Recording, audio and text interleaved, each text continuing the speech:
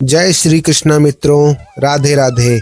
वृंदावन की पावन भूमि, जहाँ यमुना की लहरों में प्रेम बहता है, जहाँ कण कण में श्री कृष्ण का वास है। यह कथा है एक ऐसे भक्त की जिसके लिए भगवान श्री कृष्ण ने अपना बैकुंठ, अपना ऐश्वर्य, सब कुछ त्याग दिया था। वृंदावन के पास एक छोटा सा गांव था।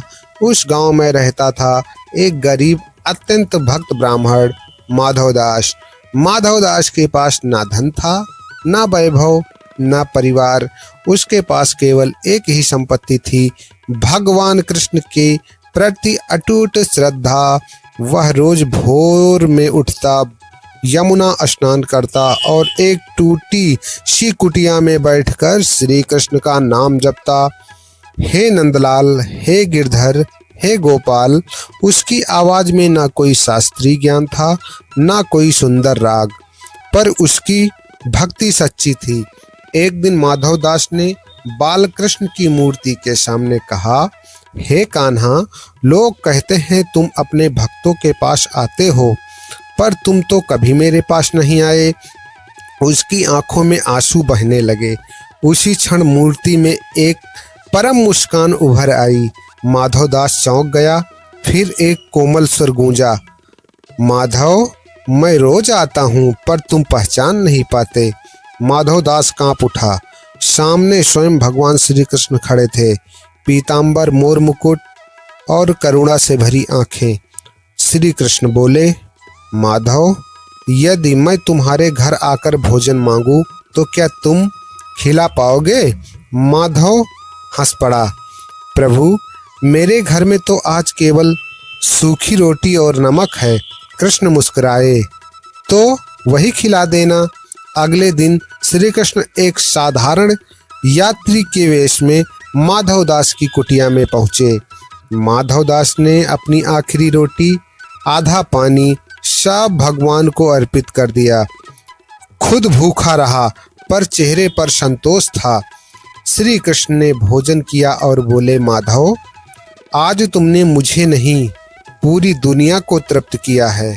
उसी क्षण भगवान माधवदास की कुटिया में प्रकाश से भर गई। कृष्ण अपने वास्तविक स्वरूप में प्रकट हुए। श्री कृष्ण बोले, माधव, मांगो, तुम्हें क्या चाहिए? जो चाहो मांग लो। माधव ने सिर झुका दिया और कहा, हे प्रभु, मुझे ना धन चाहिए, ना मोक्ष चाहिए, ना स्वर्ग चाहिए। बस इतना वरदान दे दो कि मेरा मन कभी तुमसे अलग ना हो। श्री कृष्ण की आंखों में आंसू और आंसू से आंखें भर गई। कृष्ण बोले, माधव बोले, आज से मैं तुम्हारा सेवक हूँ। और फिर भगवान कृष्ण प्रतिदिन माधवदास की कुटिया में आने लगे। गांव वाले आश्चर्यचकित थे। कुछ पंडितों ने तो अच्छा नहीं लगा। उन्होंने माधवदास का मजाक उड़ाया।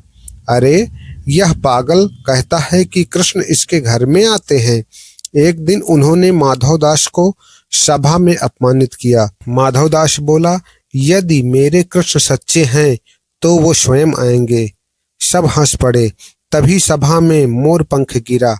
फिर एक मधुर बंसी की धुन और भगवान श्री कृष्ण प्रकट हो गए। पूरा गांव दंडवत करने लगा।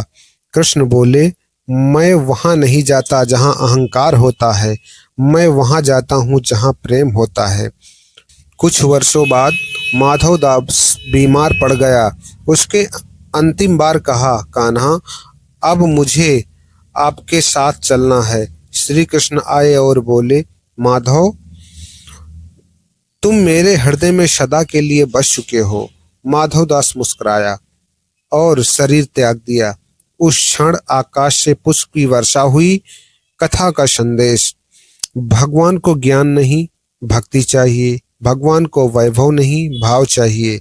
जो सच्चे मन से पुकारे, भगवान स्वयं उसके द्वार पर आते हैं। जय श्री कृष्ण, राधे राधे।